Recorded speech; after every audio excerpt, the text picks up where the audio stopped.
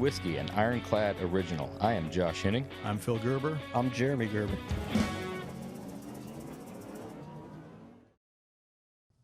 Welcome to Oil and Whiskey, an ironclad original, presented by Blade HQ. Go to bladehq.com/oil and whiskey to shop their selection of knives. Today we're revisiting some of our favorite conversations from Season 1. Stick around to hear highlights from our time with Jesse James, Craig Jackson, Troy Trepanier, and many more. Paul Teutul Sr. is the founder and owner of Orange County Choppers and starred in the hit TV series American Chopper, Orange County Choppers, and American Chopper Senior versus Junior. He's also the owner of OCC Road House in Clearwater, Florida. I think everybody probably growing up that's into cars or into motorcycles and knows who Paul Teutul Sr. is, and that was a really good one. It was not at all what we expected. Paul joined us on the show to talk about his life, career, how he got his start, how it was like doing the TV show, and also what it was like inspiring a viral meme. It's easy to lay down. It's not hard to. It's hard to get up and stay up, and I think that's. I've always been that person to not accept the defeat and just keep putting one foot in front of the other, and I think that's something that's probably ingrained in you from an early age. You know, I had to work at an early age, and I worked not just sweeping floors. I worked hard at whatever it is that I did. And so you don't see a lot of that today. You're not getting a lot of that today. I think Bob Dylan said it best when he said these times aren't changing, didn't he? Certainly not for the better. Making the conscious decision to not go the easy route, I think, is what is often overlooked with today's day and age workforce. It's like you said, it's very easy to stay laying down. It's very easy when that alarm goes off on a Monday morning, and you're like, man, I had a few too many last night, or, I didn't get in bed in time, and I really don't, it's the easy thing to either make up the excuse or just call in or not do what you needed to do that day. But in those times, making the conscious decision to do the hard thing because it's the hard thing, regardless whatever that is. It's like, well, I know that if I don't do this, then I'm losing, or I'm taking the easy way out, or I'm not being the 1%. There's something, once you flip that switch and you're taking the pride in doing the thing that sucks the most because you know that nobody else will do it, that changes your outlook on life, and it changes your path. Shit doesn't just go away. You know what I mean? It's like, if it's kind of like when you drink, it's fucking raining today. It's a good reason to drink. The sun's out. It's a good reason to drink. I don't feel good. Well, I need a drink. Great. I feel great. Let's have a drink. But even like today, if people think that if there's something that they have to do in their life, but they have a drink, that it's going to make it different the following day. Well, it doesn't. It just prolongs it. Right. Well, another thing I wanted to ask, I know there's probably listeners that want to know this. If you don't want to answer it, we'll move on and cut this part out of the show completely. But going through everything you went through with the family and all that, how is your relationship with the kids today? The relationships are okay.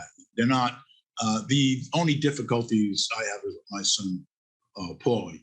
But we're at a place where we go to, if we're at a family event or something like that, it's okay. Me, my brother, and my old man, we're in a family business, and there's a couple holes in the drywall still, but for the most part, we get along all right. But I certainly see the challenges and how that day to day can be. But is it like clashing from an ideas standpoint, a personality standpoint? I mean, what drove the? Are you too close? Are you too similar in personalities? I grew up with ethics, and I have a problem. I have a big problem with that, in respect, respecting people, respecting people's stuff. And that's where we differ so much. You're if you're going, all that stuff was true. you're at 7 o'clock, you're at work. I'm there at 7 o'clock. All my men are there at 7. You can't walk in at 9 o'clock like you're the boss's son. And so, things like using people's tools, they're their tools. You guys know your tools mean a lot to you. You know what I'm saying? You don't want anybody. And my toolbox has been raped and pillaged for 15 years. So. But you understand what I'm saying. Yeah. So it's kind of like those kind of things. We're from 2 different worlds, and I don't. And you know what? That's an acceptance part that I never dealt with or had a hard time dealing with, because sometimes you just got to accept the fact that people are just not going to change. Well, it's interesting. It leads me to my next question is that infamous scene. And you're saying, the 7 o'clock thing, you got to be in there. That was all true, not scripted.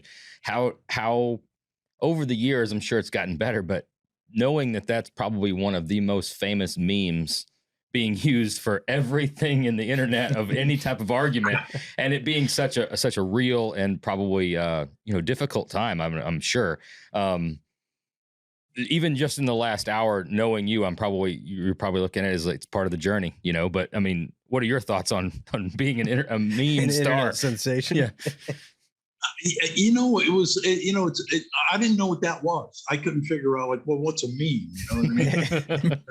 I really mean that, and so when I found out what it was, I think I got the person that started that. I did an interview and I it's kind of like, the people say, well, you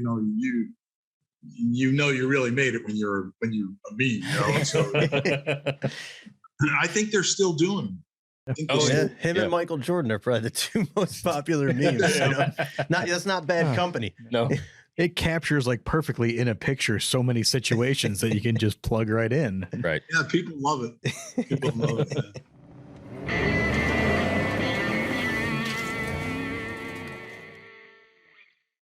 In September, Troy Gudgel, owner of BBT Fabrications, stopped by the studio. Not only is Troy Gudgel the owner of BBT Fab, but he's also a very good friend of myself and the other boys here at the Roadster Shop. The Illinois-based shop specializes in everything from paint and bodywork and interiors to ground-up builds. Troy primarily is known for his kick-ass metal shaping and fab work. Here's a portion of our conversation.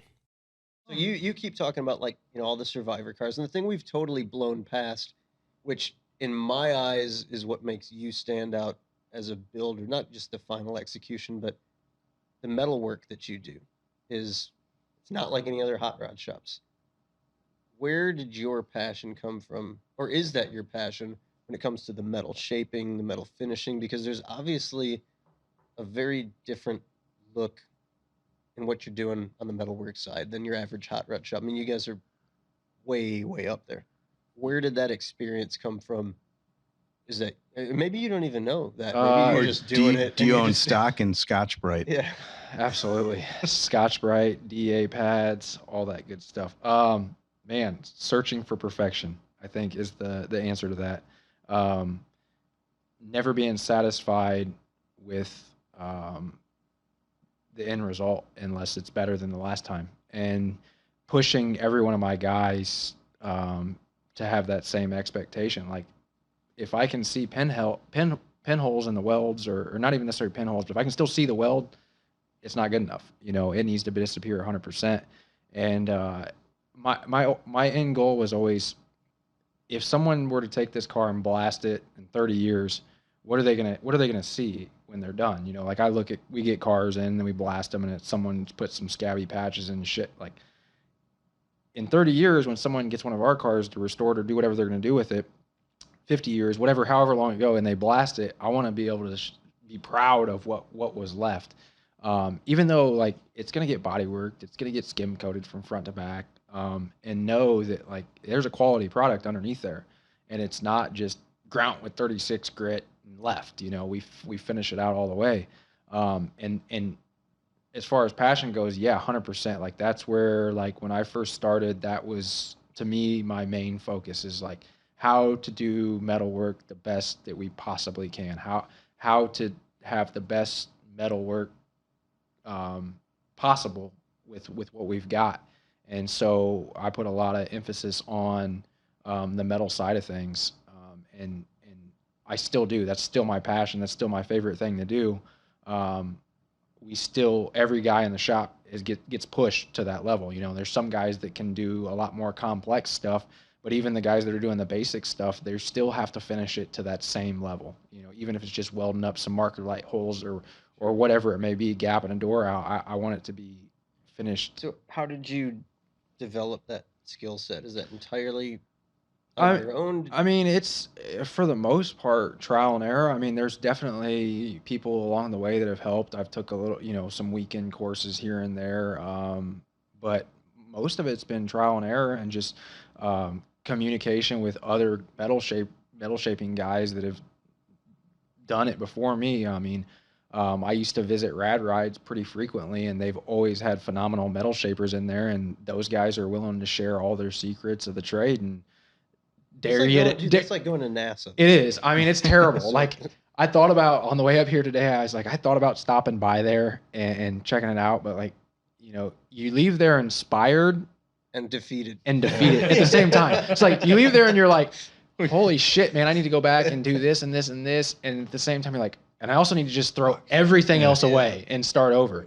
And so I think ultimately, like, that had Rad Rides in general had a huge influence on me, as well as you guys, like, 100%. Especially like in the early days when I was building that 31. I remember getting on your website and checking out, because you guys were doing a lot of hot rods then, and seeing how you were doing the hoods and the side panels and shit, and just seeing like what other people were doing and like pushing it to be as good as they were, or as close as we could get, and not settling for, that goes back to that car for Sid. It's like, well, would he be okay with us just MIG welding it and grinding it out and mudding it? Yeah, but I'm not okay with that. So if it takes 2 hours to do that or 10 hours to do this, I'm going to do it the 10-hour way and charge him the 2-hour way until I can perfect my skills enough to where I feel confident enough charging in them. And so that's kind of how we did it. And it was a lot of trial and error and a lot of just, questions along the way of how do you do this? How do you do that? What changes? And just honestly, like, I feel hands-on is the best way to learn. At least it was for me. Learn from your mistakes. I don't know how many. I mean, even when we were building that charger, like, I built this radiator cover underneath it. It was all aluminum, and I got the whole thing damn near done. And I was like, shit, scrapped it, threw it in the back of my truck, junk, started over, because it was all aluminum, and it worked. It warped up goofy, and it was in a position where I couldn't get it back out. You just got to start over. Yeah. And that's the best way to learn is from your mistakes. I feel like, dude. Honestly, for me, my temper taught me a lot as far as metal shaping, because nobody ever told me about, like, stretching metal. Like, after you weld something together, I had no idea that you put a dolly behind it and you stretch. Like, shrinking, stretching, it didn't register with me, right? So I knew there were, like, first I started, like, I'd MIG a lower cowl patch in or something. And I knew there were these shrinking hammers. Remember, like, shrinking hammer? It's a joke. Meat tenderizer? Right? Yeah, meat tenderizer. So I'd, like, you'd hit it with that, and you're like, God, it's not doing anything. Well, so I built these hood sides for a 32, and I put this, like, wild little detail on it. And it fit so well. I had everything fit up, and it was all T-dollied and everything. And then I welded it all up, and it just turned into, like, a fucking Pringle, So I'm getting so fucking frustrated, and I got it laying on the bench, and I'm like, I'm hitting it with my body hammer right onto the fucking thick metal of the bench, and then I'm hitting it some more, and I'm hitting it some more, and I'm getting fucking pissed off. Like, I'm like, I've ruined this fucking panel, and I keep beating the shit out of it, and I'm like, it's like it's starting to lay down, as I'm doing this, because I'm hitting the shit right where I fucking welded it, And I'm just kicking the shit out of it with just a low crown body hammer, because it was, kind of a low crown panel, and it's, like, settling down.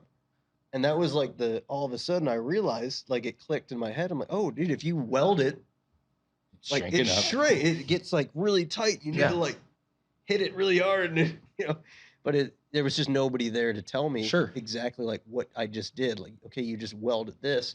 for your average fabricator that doesn't know sheet metal, I mean, you don't pay attention to like if you're welding 10 gauge, it's not even in your mind that I'm going to weld this and it's going to suck up and I've got to beat the shit out of it for it to relax, but it's A little more mud. yeah. I Little remember camo those days and Yeah. perfectly, like mini truck days, welding up door handles and you're MIG welding them on, and then Fucking door just yeah, and then you're like, well, how the hell do I do this? And then you hear you start reading on the internet or whatever, or you talk to Stud gun people and out. they're like, oh, you need to cool it with water, or you need to get your blowgun out, Put a bigger or- gap in it. yeah, You you take get the bigger gap so when it shrinks up, and it's like, God, dude, damn. wait, cool it with water, so that brings it up. It's taking me back now. Then it gets because- hard as a fucking Well, rock. yeah. So when I was working for the old man, Bill O'Rourke years ago, that was his way of doing metal work. Everything had to be 18 or 16 gauge because he said that leaves more metal to grind. So I'm welding this firewall. Are we MIG welding? No, this was TIG. Oh, okay. So we had a TIG welder. It was a Miller TIG, like a Synchrowave from the 70s or 80s. So the pedal looked like the Ghostbusters track. I had one of those. Yeah, it had the louvers on Yeah, the side, right? And yeah. it's this monster, right? And I'll never forget because I'm welding this flat ass firewall in a Model A, and he had coffee cans, Folgers coffee cans, like stacks of them, because you'd take those and you'd fill them with water. Put your red shop rag in. Red shop rag in it, and you weld like 3-4 Yeah, inches, then cool it. and then cool it. So I'll never forget sitting there, and it, like, I'm sitting on my little work stool, my little Harbor Freight work stool, and I'm welding this fucking firewall, one end to the other, and just cool. And it all of a sudden dawned, I'm like, that's a big plug plugged into the wall, and I'm sitting in a shit ton of water with this Ghostbusters pedal, and I'm cool, and it's like it didn't feel right, and I think that was another rude awakening, is to like, And then maybe I should read some books or something. fast forward a few Yeah. years, the Sun Chaser comes out. I never fucked with the Sun Chaser. Oh, really? The Yeah. shrinking disc? Yeah, I never. Oh got down yeah, with the shrinking man. disc. I got a guy that works for me now that We got some guys that loves that Get thing, and after it. he'll get going with it and shrinking with it, and then he's wearing his jeans and he just shrinking, and he right on his leg, and I'm like, dude, you're gonna cut your fucking leg off doing that shit, and he's so good at it, and I've tried it a couple times. I'm like, I'm not fucking doing that. But yeah. Hopping back on what you're saying, like you want, your product in 30 years, somebody blasts it, they want to see.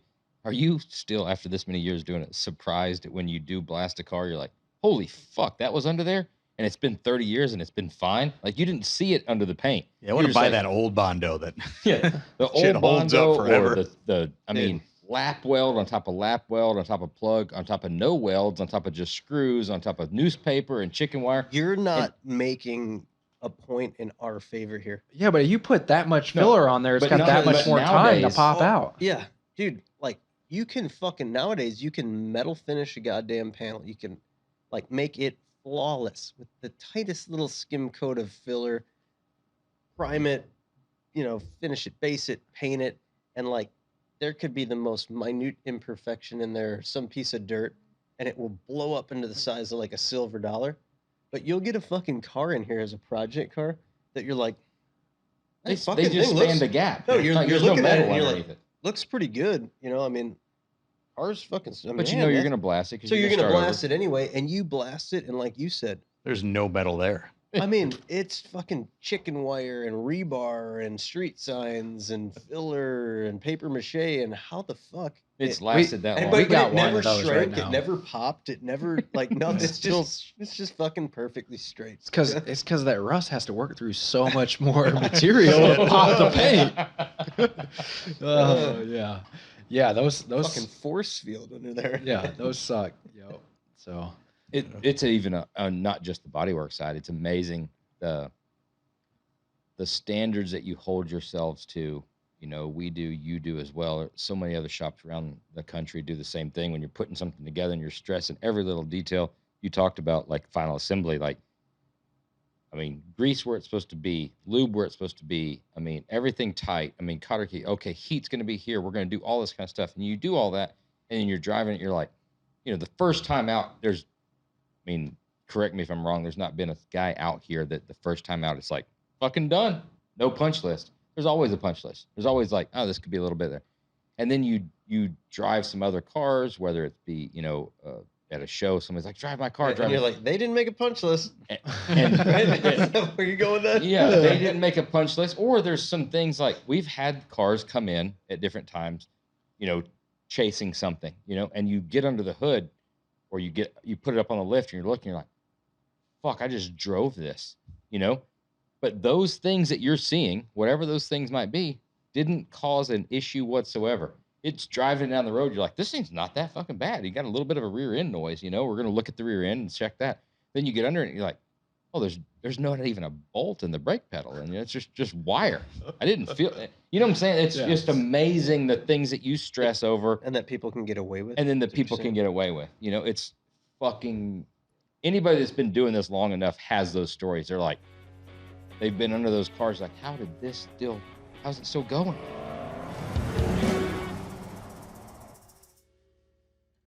Del Ushenko is the founder of Delmo's Speed and Custom. Del's well known for his work with resto-mod classic trucks, specifically the 60s C-10 Chevy trucks. Here's a clip from our interview with Del. Would you still rather get in a 1964 GTO with bias ply tires and a Muncie 4-speed and go through some corners and get on a track with that car? No. As much as a new one? Not at all. No. Really? But what I would say, I see where you're going with that. The analogs is still. The analog's awesome, but the stock analog sucks. Like, to me, getting in a stock like C2 vet, a mid-year vet, it's almost not drivable. And we've had some iconic muscle, like 454 LS6, Chevelles that was the pinnacle of muscle cars. And you get in it and it's like, I could sit there and be like texting on my phone and mat it to the floor and be like banging slow. gears and like, they are slow. But what is Your phone cool, comes down when you try to go to a corner, hit the brakes. Though. Yeah. What is cool is like we had this was years back. We had a 70 Nova that the car was actually on the cover of Popular Hot Rodding magazine in like the mid 70s. A guy bought it brand new, and the very first thing he did was clip the front end, took the subframe out of it and fabricated a front subframe for a straight axle. Tunnel ram, dual quad, fender well headers, ladder bars. I mean, it's as real deal as a gasser can get. Muncie 4-speed with a T-handle shifter. Wow. Just gnarly, right? Now that's cool. I mean, that to me is as cool, if not cooler, as getting in something that will do all the G-forces and behave properly, because it's maybe 550 or 600 horsepower, but it feels like 7,000. Right. Yeah. But that's a difference. It is the hairiest thrill like you've ever had in your life. But you're never taking it through a fucking turn or trying to do No, anything. you've got to wait. Right. Like every time I would drive it, and I'd do like a whole shot or do like a first, second, third pull, you'd look around you, you'd make sure nobody's behind you, you'd make sure there's no oncoming traffic. On a 2-lane, you kind of pull it to the center, get right in the middle because you need as much forgiveness as you can get, and then just stand on it, right? We had like one of probably the nicest Copo clones that I'd ever seen. And that thing sucked everywhere. Yeah. It didn't do anything well. It wasn't like, it just didn't turn, but it was fast. It wasn't fast. It didn't turn. It didn't stop. It didn't crank. It didn't shut off. Everything about it sucked. I mean, 428 Cobra Jet Mustangs. I mean, L88 Vets. I mean, everything. Like, there's all of those things suck. Mm-hmm. They're cool to look at, but like you're saying, if you can get, it doesn't have to corner, but if the analog part of going fast straight is fucking cool, or the analog part of it can turn, I've just got to do what I've got to do, because the car can only do so much. As long as I do what I've got to do, I can get it through the turn. All that shit's cool. Mm-hmm. But the stock shit to drive anyway, every time we're like, maybe this is going to be pretty good. We've had probably the cream of the crop, no matter what it is, and they fucking suck. Yeah, I guess that's where I may be a little bit different, because I'm more of a drive. Like I enjoy the drive. So I would love to see a good driver on a track, on a road course, like a tight course, against somebody just off the street in a modern muscle car. Obviously, That'd be cool. It's just, I really enjoy the tires not biting and the car rolling. Yeah. And Did you ever see that in-car video of the Holman Moody Falcon? The guy ripping around some big track, and it's modern day in a home and and nudie he's just car, to the just mat. tearing ass around it. Yeah. And it's sliding everywhere. It's Yep. all over the track, and it just looks fucking he's badass. working. Yeah. He's working. He's got giant balls sitting in the passenger seat. And I guess why I'm there is because I've never had anything that's gone fast, like in my whole life. So I don't know unless I get in a rental car that's actually kind of fast. I'm like, oh, this is actually pretty cool. Well, the thing that like a spec Camaro or a spec Mustang, you know, with 450 horsepower and good tires and set up right, will scare the shit out of you in a good way because you can't get it to do something fucking stupid. And you're the one that gives up in a turn before it will, you know? And then that you get so accustomed to that. And then you're like, well, this is fucking easy. And then it's the next thing and it's the next thing. And now, I mean, the Grand National made what to the tires? Like 1,300. Yeah. And that's like, it just does its thing perfectly.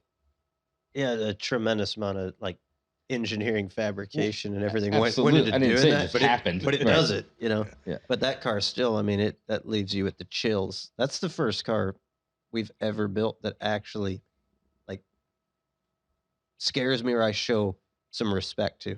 You know, Is that right? Like, it's just so fucking fast. Wow. I mean, you hear it. So everybody's built stuff that's huge horsepower, but putting the power down and actually like making the horsepower is a different story. And that car legitimately does it. Wow. I mean, that car, you're doing mid 100, you know, you're doing 150 miles an hour before you even know you're accelerating. It's that damn fast. Before it gets violent in any way.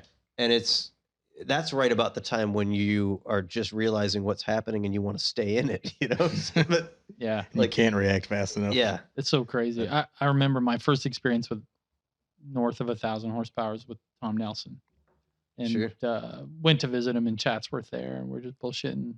And he's like, hey, you want to go for a ride in this RX-7? And it was a beat up. You probably know the car, but it was like an old beat up RX-7, the early version of it. And he doesn't show me the motor or nothing, because I was, you know, super addicted to his twin turbo motors at the time, and still am. But we get in this car, and it's just a pussycat. We're just driving it through town, stopping at the lights, you know, 900 RPM, 850 RPM, just idling nice, good temps. He's not 2-footing it or anything. He's driving it, and we're going 60 mile an hour. He's okay. I'm gonna give it like a quarter throttle. It's like. And the whole car just fills full of smoke, like instantly. And we're going 100 mile an hour. And I don't know if you know, you've talked to Tom, I'm sure. And he's got that laugh, right? Yeah. He just, that mad like scientist kind of laugh. And he starts laughing. I start laughing. So we're dying in this car. You can't see. And then the smoke finally clears and he's like, okay, now I'm going to punch it. So we're going 100 mile an hour. He punches it and it's the same thing. Like just... And then the laugh starts again. And I'm just like, what is happening right now? Like we are laying 2 strips of rubber at 100 mile an hour as long as you want to run it. And I'm just like, holy shit. And he goes, these are 276 gears in this car. Damn. Yeah. It's the only thing that he said it will remotely hook. Yeah. That's where the big horsepower cars, that's where it gets dicey, is that, you know, you're used to braking traction in first or second gear at, you know, 15, 20, 30 miles an hour. But when you're fifth, and when you have to be conscious of braking traction at, you know, 100 miles an hour, because that's, you know, you've got to react pretty damn quick. Yeah. But I will say that Grand National just shoots like a missile.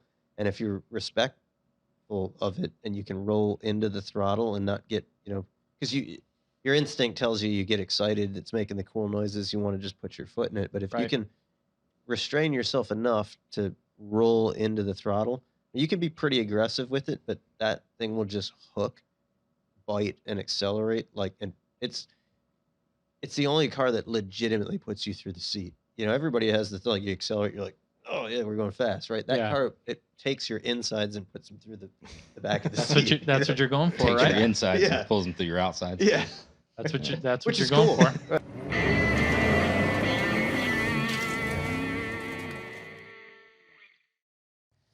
Next up is George Poteet. He's a legendary classic car collector and land speed racer. Anybody that's been in the industry long enough, George Poteet needs no introduction.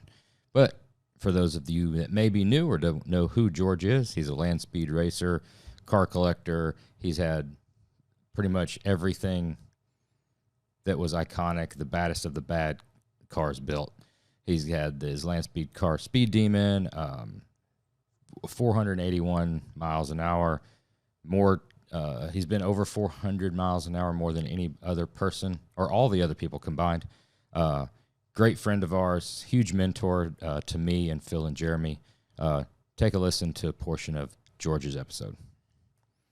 What's the biggest limiting factor out there to, breaking those records? Is it horsepower? Is it traction? Is it aerodynamics? Is it length of the course?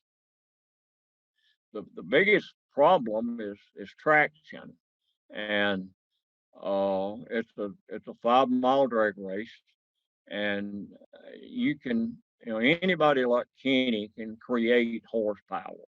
We've got a big block engine now. We can make 3,800 horsepower with it if you turn the boost up, but you can't do that because the tires won't hold out there. You're running on,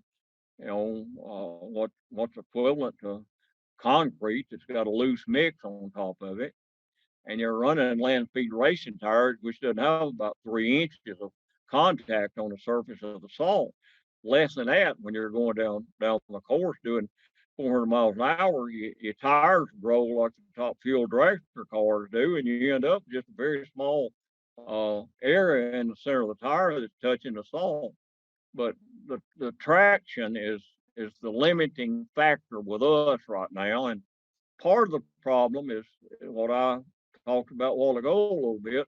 I got a 2-wheel drive car, and of course, when I was building it, Steve told me what he could build it for, and I have to be a little bit realistic about how much money I'm going to spend on a project. I said I can afford that, and people that run out there, and I would say the same thing today to somebody.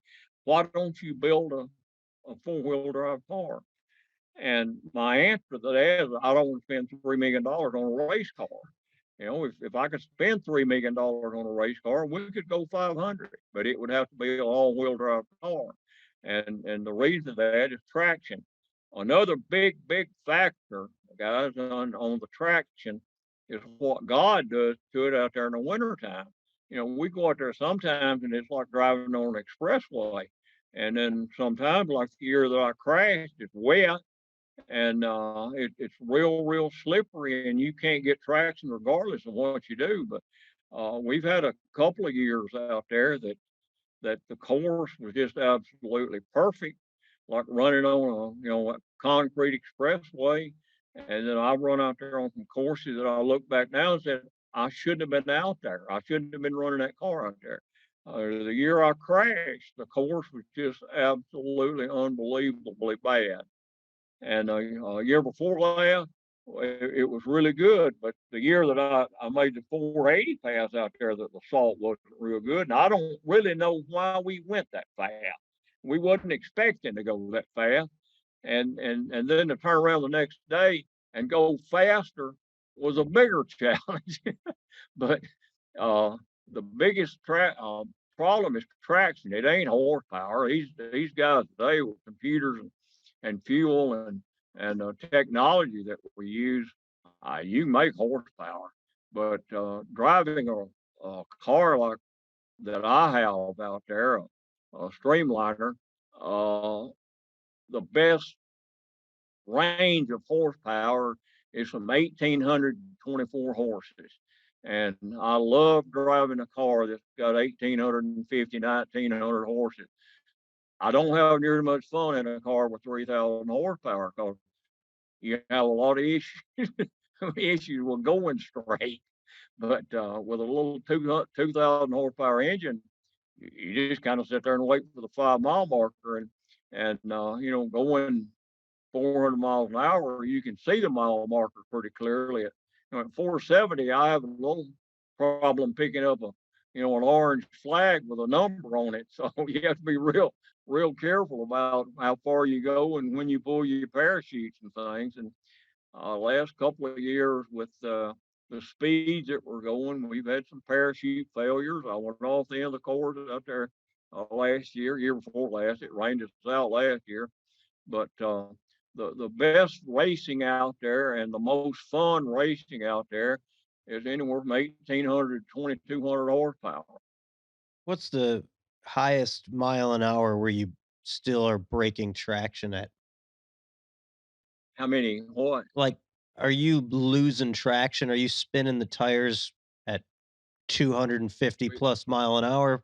Like when you're trying for a fast pass? It spans the whole 5 miles when you're going through the 5 mile marker. You know, if you've got a decent run, I'm spinning the tire. The year I crashed going 370, I spun out in sixth gear. I was in sixth gear going 370, and it just lost traction and spun sideways like you do on a slick highway. But you spin the tires, and with the tires that we have, the rubber is real thin, and you spin down to the cords, you know, pretty quickly. So, you know, every pass I make, I ruin 2 rear tires, and we have tire issues out there. Goodyear's ended up owning Mickey Thompson, so they're building they're not going to build a 500 mile an hour land speed tire. They tell me they don't want the liability of it. I ended up buying 28 tires that was in inventory with the Mickey Thompson 31-inch tires that we run, just because you couldn't buy them anymore. But I ruined 2 tires every pass we make out there, and it's because of spinning. And you know, you run 3,000 horsepower on a surface like we're running, and if it's got any moisture at all in it, it's just horrible. What was scarier, 481 on the tires or 370 in the air? Well, it was harder with the 480 pass because the course was bad and I was having to drive real hard. The 370 pass, we weren't out there competing. We were out there just testing an LS engine. And I wasn't under a lot of stress as far as, you know, I got to set this record. It really didn't affect me much, other than I was stupid for being there and with the course as wet as it was. But we weren't trying to go 500 miles an hour. We were trying to see how, you know, our technology that we'd put into the car that year was working. And it was an FIA meet. There wasn't but 2 cars out there running. So the 370 pass wasn't as bad as the 480 pass. The 480 pass, the course wasn't good. It was really rough. And I had to drive the car from side to side. I'm running on a 30-mile wide racetrack. And when you run up and down the salt like that, cars going down it will end up breaking the salt up and creating soft spots in the salt or a pothole somewhere.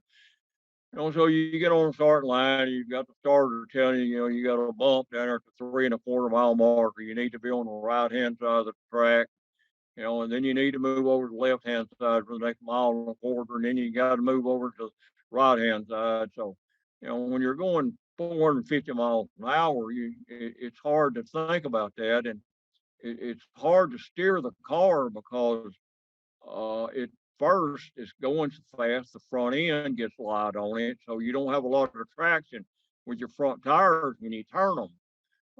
They're just, you know, there's not that much downforce on them going that fast. So when you turn the steering wheel, you don't really get a quick reaction like you do dodging a pothole or a dead coon on the highway or something.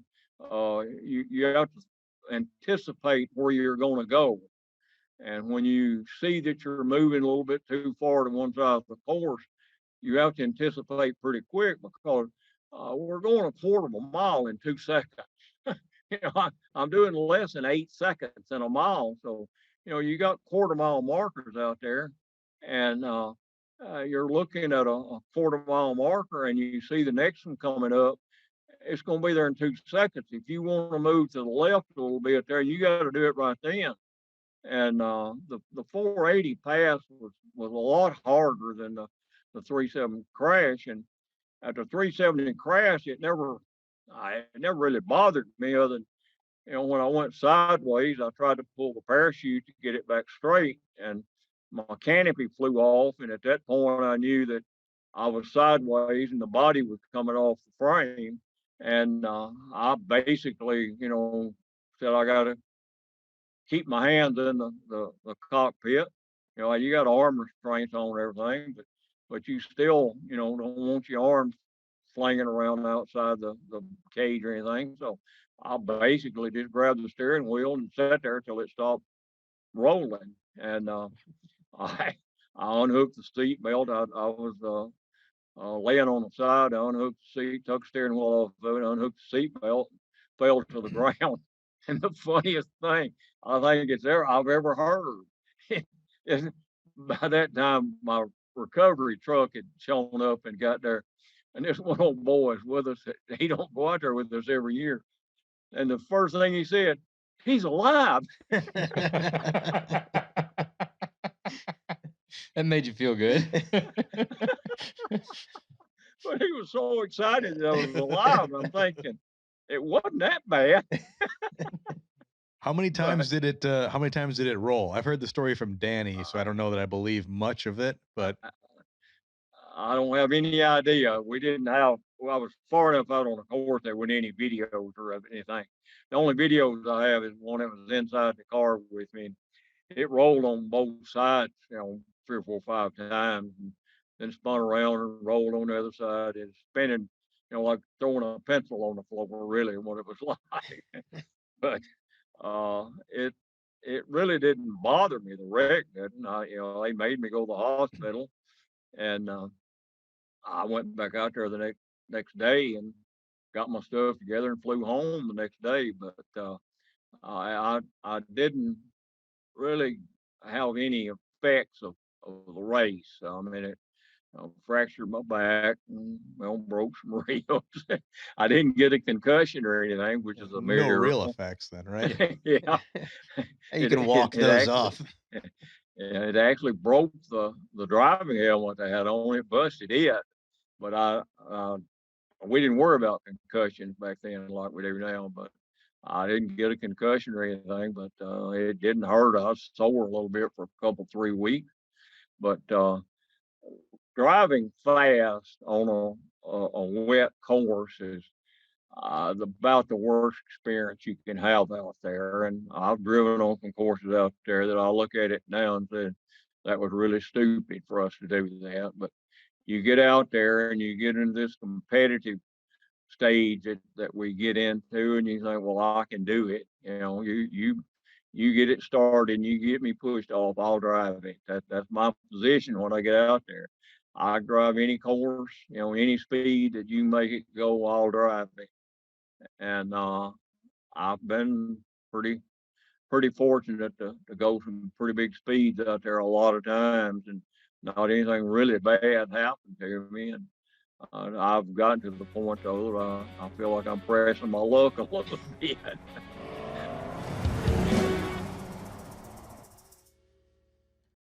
Courtney Hansen joined us on Oil and Whiskey in August and announced her new TV show, Ride of Your Life. Courtney has hosted and co-hosted shows including Overhaulin', Rides, Biggest Spenders, $1 Million Motors on TLC, and Spike TV's Power Block, Power Nation, as well as many others. If you haven't seen Courtney or you don't know Courtney, you're probably not much of a car fan and probably not listening to Oil and Whiskey. But Courtney's coming back in season 2. Here's a part of our conversation from this summer. Being around cars that early, you had to start driving pretty early. There's got to be some stories about that. Would you start driving first, and what age were you? Everything with an engine, since I literally could touch the gas pedal, and even when I couldn't, I was sitting on my dad's lap driving our family motorhome at age 2, like steering the motorhome. And my dad, I love both my parents. I always give my dad all this credit, but my mom's a car girl too, and she's really cool. And so my parents were very much like, let's instill confidence in our kids to drive everything with an engine. And so everything, go-karts and 3-wheelers and 4-wheelers and motorcycles and boats and wave runners and jet skis and everything. So pretty cool. We had a cabin in northern Minnesota, the one that Paul Newman came to, that was just about 30 minutes away from the racetrack. So it was north of Brainerd, on the Whitefish chain, so gorgeous. And we would spend a day at the racetrack, and then pretty much every day during the summers. And then we would go to our cabin, and it was on a gorgeous lake, and we had a garage full of vehicles, and in that garage was everything you can imagine. Multiple motorcycles, all different sizes, like some for the littler, us kids, and then for the adults, 3-wheelers, 4-wheelers, again, everything that you can imagine. And there was golf carts in there too. And we would just decide, like, okay, what do we want to drive today? What do we want to ride today? And we would do these family trail rides, and everybody, all of our friends and family, and Paul Newman's crew, everybody would just get on something, and we would drive through the woods, and we would make these, figure 8 tracks on the beach. And then after like many hours of that, we would all like jump in the water, and then it was jet skis and wave runners and boats and speed boats. Man, And that's all of heaven right there. You are literally describing heaven. Whoever drew the short straw got the 3-wheeler. That's for sure. They're not with us anymore. It was heaven. Whenever my sister will bitch about certain, I'm like, Jordan, we had the ultimate life growing up. I mean, you can't beat that life. That is so And cool. Having a yeah, racetrack, your very own racetrack at your disposal. Like, I can't know, just imagine. thinking, the thoughts are going through my mind, especially with us being 14, 15, 16. I know the best thing to drive on a racetrack when you can are not the race cars. Right. So The stuff that yeah, doesn't it's the belong stuff there. that doesn't go on the racetrack. I mean, did any of that go on? You said golf carts, you said 3-wheelers. I kind of got it all figured out in my head what I'd be doing, but Yeah. I mean, no wild we had stories tearing up the racetrack, or so many accidents, by the way, like where people didn't know how to drive something, because like we would just trust our friends to just get on this run. And so, I mean, people took golf carts into trees and flipped motorcycles and nearly died. Like, we had crazy stories. But I was actually riding passenger on a motorcycle, and the embankments are really steep at BIR and Brainerd Raceway. And my dad had said to me, listen, you can ride anything that you want, drive anything you want anytime, but do not ever get on the back of a motorcycle with anybody ever. Like, over my dead body, will you ever do that? Right. So this one day, I was forgetting those words, and I got on the back of a motorcycle with a girl who was like 15. I was 12. And she went the wrong way around the racetrack. And so she got caught in one of the steep embankments in the gravel. And I watched it happen. Like, I remember it in slow motion. She hit the gravel going way too fast, and I flew off. I'm told, like 30 feet in the air, landed on my back. I could have died. And they were all the floor. There was 2 doctors playing Frisbee, like not far from us on the infield. And they were like, don't touch her, don't move her. They thought I died or I'd broken my neck or back. And it turned out all I did was break my left arm in 6 places. But my dad was like standing over me, and I'm like, oh my God, the one fucking told time you. that I went against the words. Yes. So I'm there's not- an example. I'm not mad. and I'm disappointed. Yeah. oh shoot, where'd you guys go? Oh no, wait, where Did you there lose you us? go. No, We I'm still here. see you. Sorry. Okay. So yeah, that's a story, and it kind of put a little fear of motorcycles in me that I've tried to, over the years, get over, but I still ride them.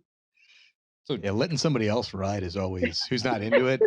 Yeah, the amount of stories we had growing up, Yeah. and we've got a whole episode of the show dedicated to mostly people jumping on a dirt bike, not knowing what they're doing, called Whiskey Throttle, grabbing a handful of throttle and just into a fence, into a house.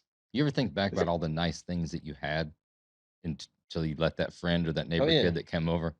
Go-karts usually. It was always like Oh. front suspension ripped off of go-karts. I feel like you're in my head right now because I've got to share the story with you Go because ahead. you're gonna love this. It's Krasny. Yeah, probably Oh. 1989, 1991, somewhere in that window. Keith Krasny in the backyard I on, love a on good Phil's, Krasny story. Phil's little fucking go-kart, and I'm like throwing. We made this track. He's ripping around. I throw something at him, like a stick or something, and he dodges it.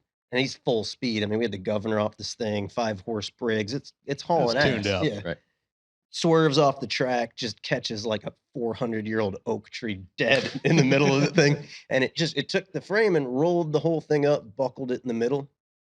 It was pretty cool, but never drove that. That was one of the I first. didn't have a go-kart anymore. No, it was one of the first times that I ever welded anything because my dad made us cut the front of it off and fix it and weld it back on. It was a mess, but not something I'm proud of. But yeah, go-karts, man.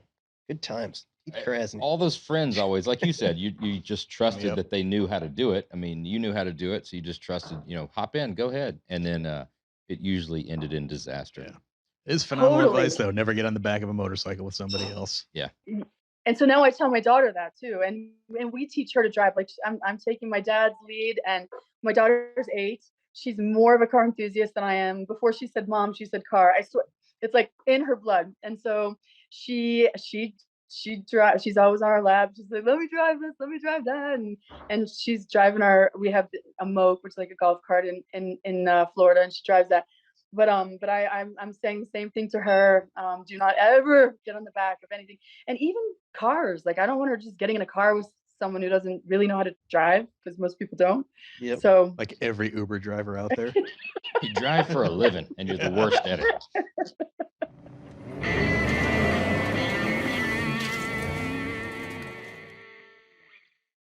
Craig Jackson is the chairman and CEO of Barrett Jackson, the preeminent auction house for collector cars in the world for the last 5 decades. That's 50 years, in case you didn't know.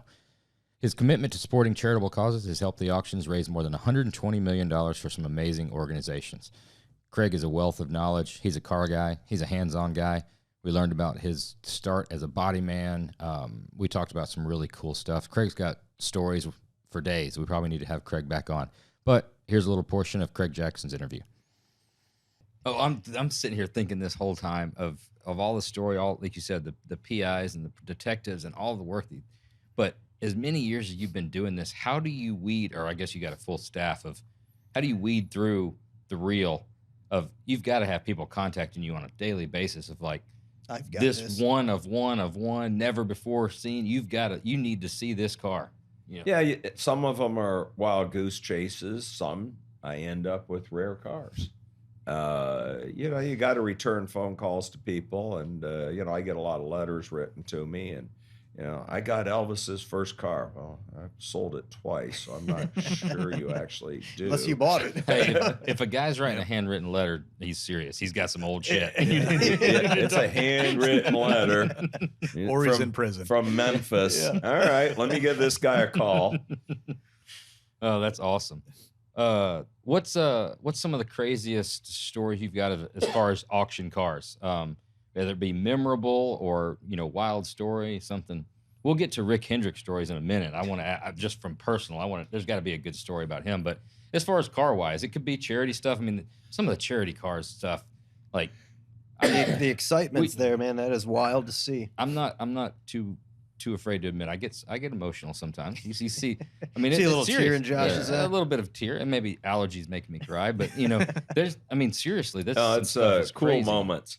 But you go through the top moments at Barrett Jackson, selling the F88, having a guy get in a car and tell the other bidders that he's buying it and they can't afford it when you got 2 billionaires bidding on it. All right. Selling the Howard Hughes car was another one at Palm Beach. Both these, we used to do a reality TV show, Life on the Block, and the other day I was watching a couple episodes, and one was the F88 and the other was the Howard Hughes car. The Howard Hughes car, my brother had gone, right? My brother's wife worked for Hughes Air West, and everybody there knew that he was a car guy. And when Hughes died, just a few days later, they contacted him from SumaCorp and said, would you be interested in buying 3 of Mr. Hughes's personal cars? So he goes to 7,000 Main Street. They open up his vault. And Hughes was a weird guy. 2 of them had these germ boxes in them. One was a convertible for one of his girlfriends. And in this room, my brother said, all the reels from RK Studios were there. There's a mannequin with the jacket that he wore when he flew the Spruce Goose. He's like, can I buy that too? No. But he goes, all of his personal artifacts were in this room. And this room was so that the car, he was the only one that had access to it. And when you read, then I got on to reading all the books about Hughes, and this ex-FBI guy told a lot about it. The Buick was a very special car. It had a germ box in the back, a 24-volt. What's a germ box? I'm sorry. I don't... From a hospital, it had an actual hospital air filter in the back to filter out germs. Yeah. It only could bring air in through the germ box into the inside. The car could be parked running off the batteries. The 24-volt aircraft motor ran electrically, which is no big deal nowadays, but back then they had this whole setup to run the air conditioning, and he used it as portable office. It was built by Hughes Aircraft, and after multiple stories. So you're saying, guys kept saying, no, it wasn't built there, it was built here. I'm the one that did this. Used to have 2 huge scoops on it to attract too much attention. So I said, I'm going to wait. We sold it quickly. We were offered the car back. I bought the car back. My mom and I did. My brother didn't want it. He's like, I already did that. All right. So I said to my mom, we're going to wait until we didn't know the movie, but we knew that there'd be a movie about you. So we waited till Aviator came out, and then we put it in our Palm Beach auction. And we had no idea what would happen. And 2 guys lined up on it, Ron Pratt and this other gentleman. And it's one of those things where it's creeping along, it hits $500,000. These guys go back and forth, it hits $1 million, then we're at $1,000 increments. And one guy's telling the other guy, he goes, it's Ron Pratt, you got to hit him hard or he's gonna kill you. He's telling him, hit him at 250, hit him at half. No, I'm not gonna spend that much, and they go back and forth up another $250,000, then Pratt hits him at 250. He's like, wow. And the place just goes nuts. And my mom and I just couldn't believe it. That was a great story, great car, great history. Does that happen a lot? You get all the way up to $1 million and all of a sudden it just goes in $1,000 increments? They're trying people have different strategies. I always tell people, if you want to buy a car, go at it. Let everybody know you're serious. You'll nickel and dime it and you'll end up paying more than if, it's a $700,000 car and they're at $500, go to $700. I think Kevin Hart figured that out a year or so ago on that vet. You got to get in there. Yeah, you got to go for it. He got swing for the fences. Yeah. But, selling the Batmobile was probably one of the most iconic TV moments for us. Having George Barris sit up on the top of it and driving in and the whole crowd from outside.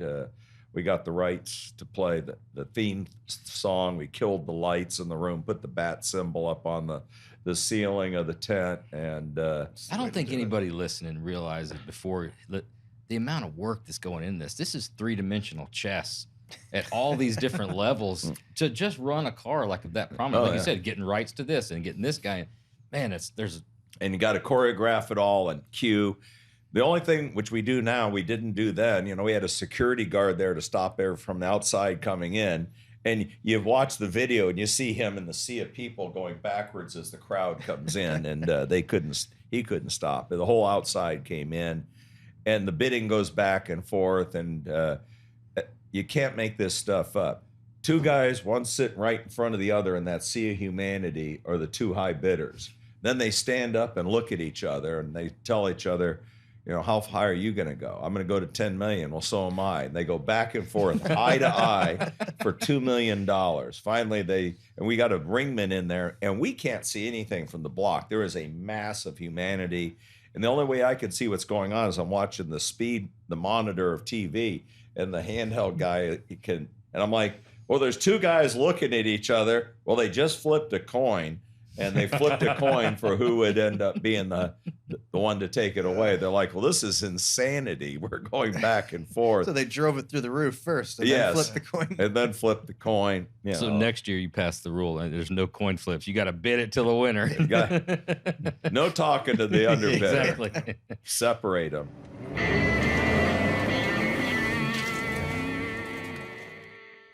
Sam and Pete Loeffler are founding members of the band Chevelle. Created in 1995, Chevelle has sold over 6 million albums to date. The boys at Chevelle have a killer roadster shop, C-10, and are local, right here in town, and good friends of ours, awesome dudes.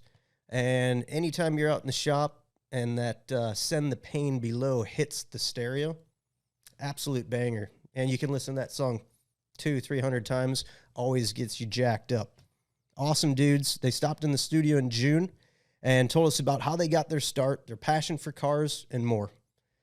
Here are Sam and Pete. Wasn't your, because I know your dad is the dude that was always into hot rods and stuff, because from years and years ago, didn't he have like it was a 30s Fender street rod with flames down the deck lid? Was that his? He had two versions. So it was like a 33 or 30. Okay, yeah, 37 with flames down the back, but then he also had a 32. So he's had 3 32s that he built. They're all fiberglass cars. Yeah. My dad's like, he always says like, I'd love to build a steel car someday, but they're expensive, right? Yeah. So the fiberglass worked for the budget, and he always wanted to be the guy who was progressive. So he stretched the nose, the whole car 3 inches, right?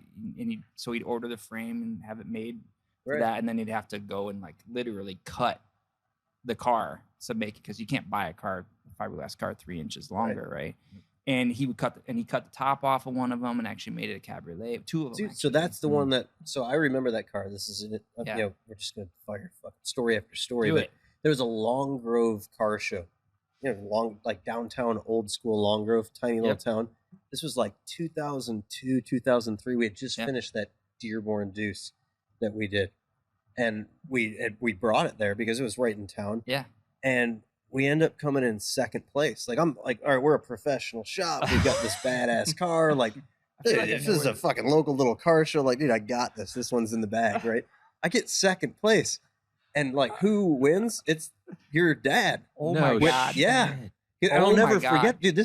I'll never forget that, because I remember the flames down the deck lid. It was it the black car or the silver car? I think it was.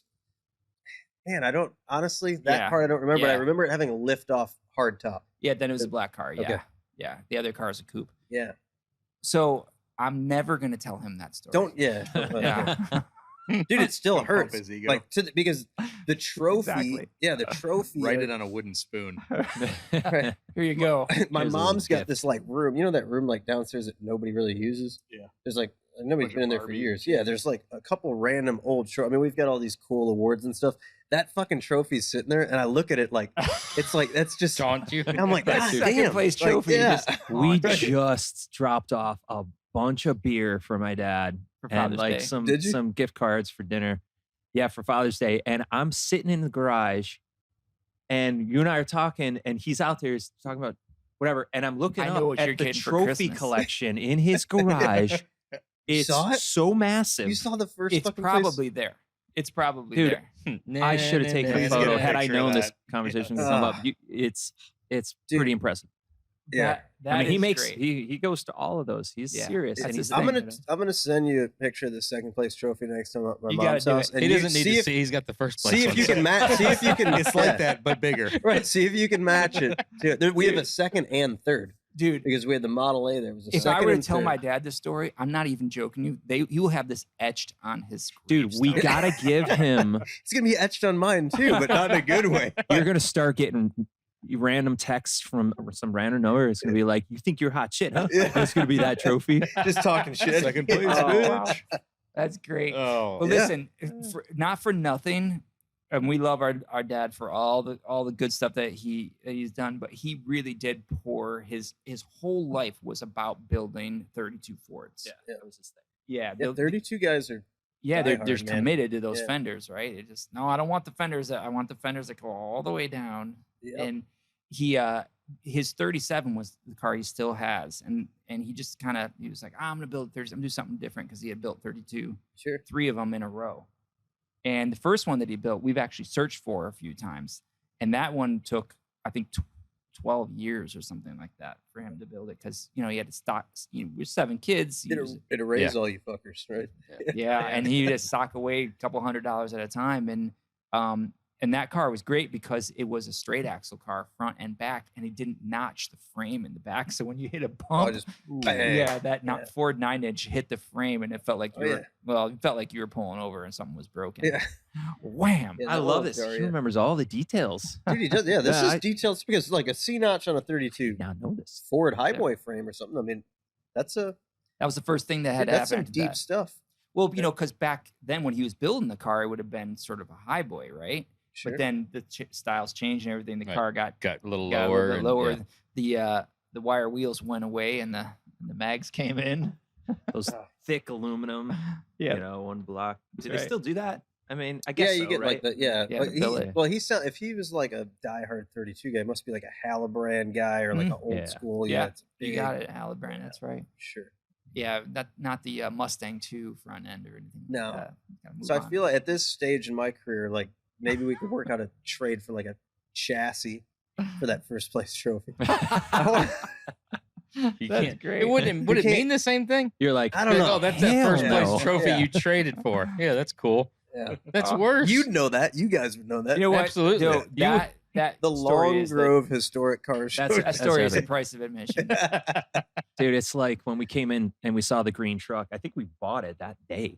We drove by. Sam was like, "Yeah, let's go in there," and we saw it, or we inquired about it at least Yeah. that day. And then And the guy that sold it to us, I remember you called me like, yeah, he wasn't really supposed to sell it for that. Yeah.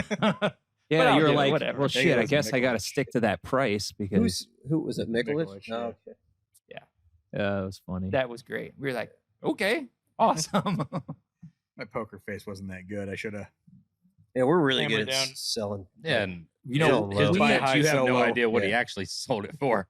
So Yeah, we don't want to say Or what because came with Yeah, it. knowing him. since it's in the video, our first video back for the new record, and we drive it around, we were thinking about listing it so that we could, Dude, you know, absolutely. move on and build something else. something to yeah. talk about. Yeah, we'll do something else, and maybe with you or whatever. But it, So, it yeah, made it in the video, Yeah, the and video was you guys self-destructor. posted about it on Instagram. Yeah. That was cool. It was great.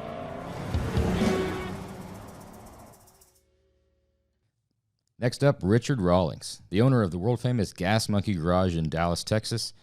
He was also the host of Discovery Channel's Fast and Loud and Garage Rehab.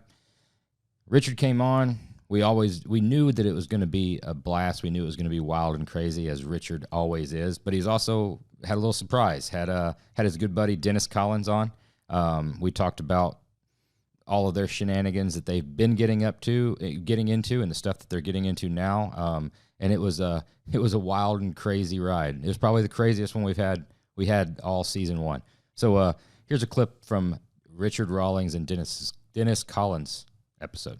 I remember you showing up like early on the scene at, we were doing Good Guys shows and we're out there. This is like 2003, 2004. Yeah. And I see this dude. I'm like, who the fuck is this guy? He's got this like big ass rig. There's a gas monkey. What is Gas Monkey? Who's this guy? And they're like, you guys are partying and like, You that and was- Aaron come stumbling out drunk. yeah, man, that was back when like everybody's super straight laced and uptight. We're all wearing like collared shirts tucked in and trying like handing out literature. And I'm like, these guys are fucking partying over here.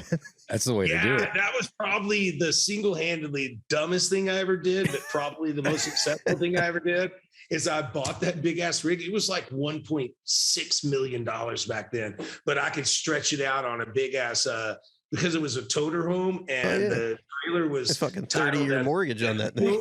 Yeah, so I stretched this thing all out, and it was costing me like $3,000 a month plus all the gas or diesel, and it was insanely crazy. But I wanted to make a mark. I wanted to do that, and we were building cool cars. You know, me and Aaron were building some cutting edge stuff as far as in our genre at the time, which was patinaed rat rod, but still a usable vehicle with AC and stereos and all that kind of stuff. So, it was just it was kismet, I guess. It just happened. And I was hunting for a TV show the whole time. And we were selling shirts and people, it was funny. The first show that I did was in the Cow Palace in San Francisco. And people would come up to us and we had our car out there and we had the t-shirts. They're like, oh man, you guys are badass. We've heard about you forever. We love your shit. And they're buying t-shirts. And I'm like, I just like literally made those. It's kind of like the thing where if you build it, they will come. But it was a long haul. And Dennis helped me out tremendously. But at the same time, I was never going to let go of the ideology of getting to television and getting to, doing what we do. And it was something I would never wish on my worst enemy. Well, back in the day, he was convinced this is what he wanted to do. So we're going to go really old school, scissor reels. I made This all guy my sent out scissor more reels. scissor reels than anybody on the planet. And finally, we sat on one day. He goes, "Dennis, I'm freaking done. I'm done." I'm like, and the next day they call. Yeah. No shit. The next, he's like, "I'm done. I'm not doing it anymore. I'm done." Was that Pilgrim? Dude, was that Pilgrim back in the day? Well, I'm a car guy through and through and a motorcycle guy, and I bought and sold a bazillion of them just like you guys and Dennis and what have you. But I was just worn out. I beat myself against the deal. I mean, I thought hard. You were relentless. He was relentless. Years to get television. 8 years of really just pushing as hard as we could push. How do you deal with the speaking to that? Like you said, you just talked about Paperboy. You talked about your dad having 3 jobs. You talked about you working fireman. It's obviously not lost on us that you busted your ass to get where you're at. So how do you deal with the constant chatter of when you get to a certain point, nobody knows this story. Nobody knows how hard you've worked. Nobody knows how many sacrifices you've done. They just know where you're at now. They just know where you're at right now. And no matter if they know you or not, it's anything that's successful, you got to hate on, right? I mean, I can't stand the fucking New York Patriots. I mean, the New England Patriots. I mean, fuck, they just won't stop winning. But I don't know anybody there. You know what I'm saying? And it's just, how do you deal? I know you're going to say, fuck the haters. I'm not, worried about that. But there's got to be times when you're like, fuck, I deserve everything I got. I worked my ass off for it. I busted my ass for it. And that's really how I feel. Cause I went and visited all the guys that were on top of the mountain when I decided I was going after this, and I wasn't treated right. So I'm a people person and I want everybody to have a good experience. I mean, even just today, me and Dennis have been jacking around with people coming here all day, buying t-shirts, hanging out, having beers, and you can't let that, how would I say this correctly? You can't be an asshole to these people because they're the ones that are putting steak on the plate. They're the ones that are watching you and that are excited to be here. We had people here from France, Italy, Venezuela, and the UK today already. And our gates are open. We're good for business. But, I didn't realize that it was going to be such a tumultuous journey. It was horrible. But it's not over. He still works really hard. Oh no. What we do, we all do. We have our core group of friends we call the hula hoop. We all push each other every day. What we do in the next 48 months is going to make the last 10 years look like shit. I mean, I'm fixing to turn on the fuel and it's going to be insane. We have some really, really cool things coming along. And COVID hit everybody in the nuts. And that was fine because it gave me a chance to kind of sit and think about what is, Gas Monkey 3.0. We're already past 2.0. So, we're fixing to have some fun. I'm looking forward to seeing what that is. And for the naysayers, I say this, fuck off. My favorite thing is, I was walking in a car show one time or a swap meet or something. I don't remember. And I heard a guy talking to his buddy behind me and they're like, that guy's an asshole. And I stopped and I turned around and he's like, oh, fuck, we're going to fight. And I was like, no, we're not going to fight, dude. I just want to know why you think I'm an asshole. I don't know you, but I heard you tell your buddy. And he goes, well, my friend said that you're an asshole and somebody else told him. And I was like, so you don't really have any bona fide firsthand knowledge that I'm an asshole? And he goes, no. And he looks at his friend and he goes, no. And I said, well, tell you what, if you can find somebody that has firsthand knowledge of that, I said, and you bring them to me, I said, I will give you 10 grand. Everybody knows I carry 10 grand in my pocket. I'll give you 10 grand for that asshole story as long as it's true. I said, and I'll never run out of 10 grands. And I said, so bring as many as you can. So he's like, well, okay.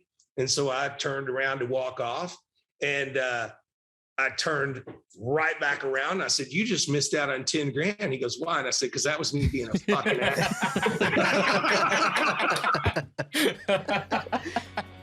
Shit. Well good. Said, man. That's awesome. That's really good. In March, we brought Jesse James to the podcast. Jesse's an entrepreneur, TV star, designer, and mechanic behind the iconic brand West Coast Choppers. Jesse James has been referenced countless times on this podcast for a dude who motivated and inspired just about everybody who's anybody out there. Pleasure to have Jesse on. Here's Jesse James. I think, I ended up working for Rick Rubin and worked for a lot of other bands and like did all the stuff, kind of a security consultant for Rick Rubin. And you got to have some fucking stories about those. I worked Mix a lot during the whole album release tour for Baby Got Back. And it was like, they'd have private parties and it was this huge 20-foot tall ass and you had to walk the legs to get not one picture of that anywhere. There was no one took pictures of anything there. All you had was a little snap stuff, where, you just, nobody took pictures. Like, I just want one picture. Like, look, one's going to pop up, come back to haunt you with that giant ass. Worked for NWA and Body Count and a lot of other bands, and it seems, when I think back of all of it and all the stuff I did, it was such a fast pace. It kind of seems like it's not real. It seems like, how did I do all that stuff?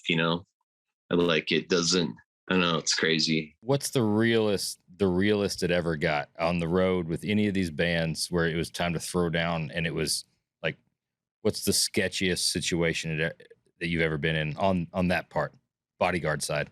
Oh, there's too many to count. I mean, Glenn was the other night. We were in London, England, and played some show, and then went to some club afterwards. And some chick got in his face or something, and then I don't know if she worked there or whatever. But we went in. We were only there for a couple minutes, and they kicked us out. And it was kind of upstairs, and we're going out, and this bouncer, Glenn went ahead of me. This bouncer boom, pushed me down the stairs from behind. And face first, boom, boom, boom. And I got up and I hammer fisted him. I hit him with it, boom, on his jaw and hung his jaw open. Bam. Both sides of the jaw. Well, England and most other places in the world aren't innocent. There's no, if you do that to someone, you're going to go to prison for it, so we jumped, went to our hotel, boom, checked out, grabbed all our stuff, went to another hotel on the other side of the city, checked in under assumed name, comic book artist names. I think I checked in under Frank Miller. Glenn was Jack Kirby. And barely made it out of there. Cops, everything were looking for us, and it, just back when there was no camera phones then, so you could still get away fight. with some shit. If I did that before, that guy's the bouncer, he works there, so whatever, he's going to say he didn't push me, and there would be security footage or whatever, but not in those days. You could still get away with it, I mean, I dislocated my elbow off the stage at a show at Harpo's in Detroit. So came off that stage after someone and landed on my arm and bent my arm out back and shattered my forearm and everything.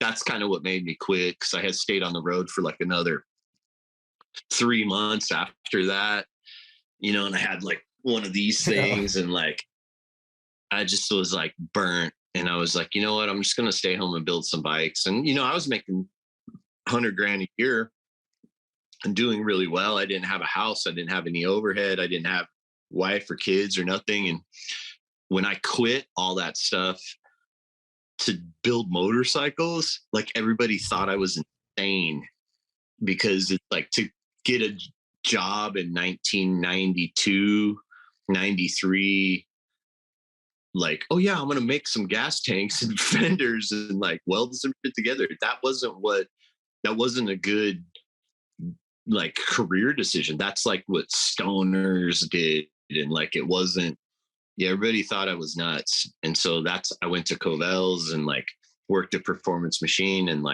really kind of did my homework for it, I remember having to ask, before I got hired at Performance Machine, this was my dad's friend. They hired me for $15 an hour. I had to ask my mom if that was good. Is that good pay? Should I take that? I just didn't know. Aside from my dad working for bands, which I kind of was a contractor, so I worked for myself, but like hot performance machine and hot rods by Boyd is the only 2 jobs I've had really where they were like a 6-day a week job, you know.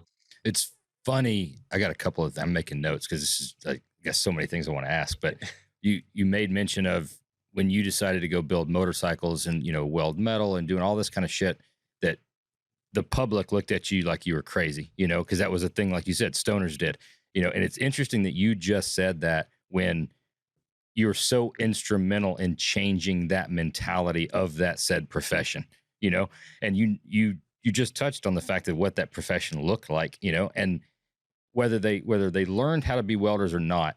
I remember going through it. And I was working some land development stuff at the time on the side when I was still building cars. And I mean, was around a lot of bankers, a lot of lawyers, a lot of real estate agents that in that time were like, fuck yeah, West Coast Choppers, Iron Cross, we're going to be fucking badasses. And they loved, and they were learning all the terminology because of the television shows, right? And these were guys that would have looked down on anybody in that profession 2 years prior, you know, but now it's fucking cool. And how many guys went to trade school?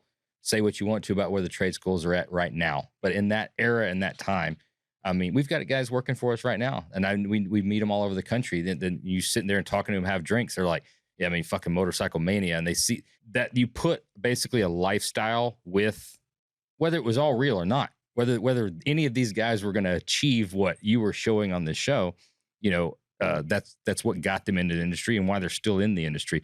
So my point being is, it's funny that you mentioned that you getting into it, it was looked down upon, and yet you were so instrumental in changing the mentality of that said profession.